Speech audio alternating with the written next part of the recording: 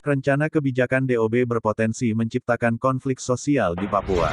Siaran pers Solidaritas Organisasi Sipil untuk Tanah Papua nomor 001 SPSOS Papua, V. 2022. Tanggal 28 Juni tahun 2022, 11:56 WP, Presiden Republik Indonesia segera batalkan kebijakan DOB Papua yang telah menimbulkan pro kontra dalam masyarakat Papua demi meredam konflik sosial sesuai perintah pasal 6 huruf C Undang-Undang Nomor 7 Tahun 2012. Secara yuridis konflik sosial bersumber dari A. Permasalahan yang berkaitan dengan politik, ekonomi, dan sosial budaya, B. Perseteruan antarumat beragama dan atau interumat beragama, antar suku, dan antar etnis, C. Sengketa batas wilayah desa, kabupaten kota, dan atau provinsi, D. Sengketa sumber daya alam antar masyarakat dan atau antar masyarakat dengan pelaku usaha, atau E. Distribusi sumber daya alam yang tidak seimbang dalam masyarakat, sebagaimana diatur pada pasal 5 UU Nomor 7 Tahun 2012 tentang penanganan konflik sosial.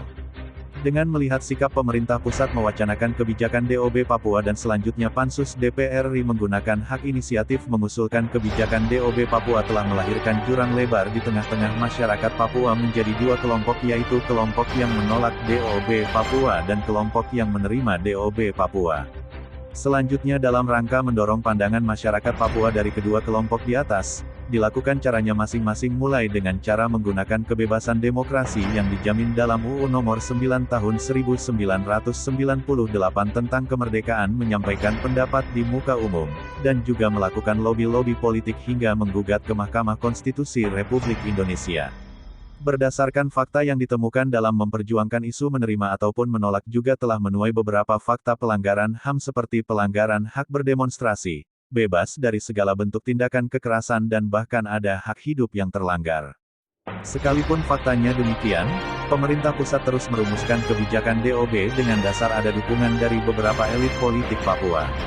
Sikap pemerintah pusat yang terus mendorong kebijakan DOB tanpa melihat perpecahan dalam masyarakat serta melihat fakta pelanggaran hukum dan HAM yang dialami oleh masyarakat Papua sangat dikhawatirkan akan memicu konflik sosial antara kelompok yang menolak kebijakan DOB dan kelompok menerima kebijakan DOB, sebab sesuai dengan penegasan penyebab konflik sosial di atas salah satunya adalah permasalahan yang berkaitan dengan politik, ekonomi, dan sosial budaya serta sengketa batas wilayah desa, kabupaten kota, dan atau provinsi.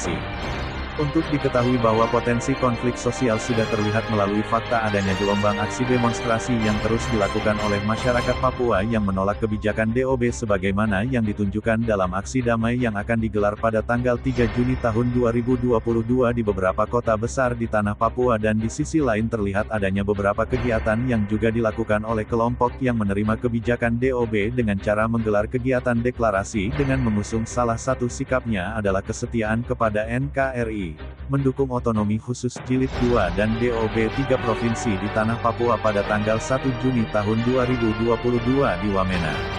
Selain itu, terlihat melalui fakta pernyataan seorang tokoh masyarakat di Kabupaten Mimika atas dasar keputusan penetapan ibu kota provinsi Papua Tengah di Nabire mengancam masyarakat suku Mi di Timika.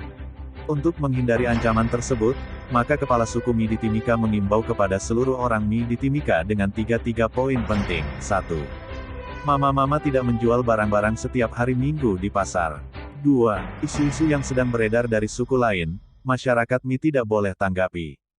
Ini masalah pemerintah, bukan masalah orang Mi di Timika. Dan 3. Bulan ini bulan puasa Papua dan Papua Barat, jadi khusus suku Mi di Timika batasi kegiatan besar atau kecil yang menciptakan konflik.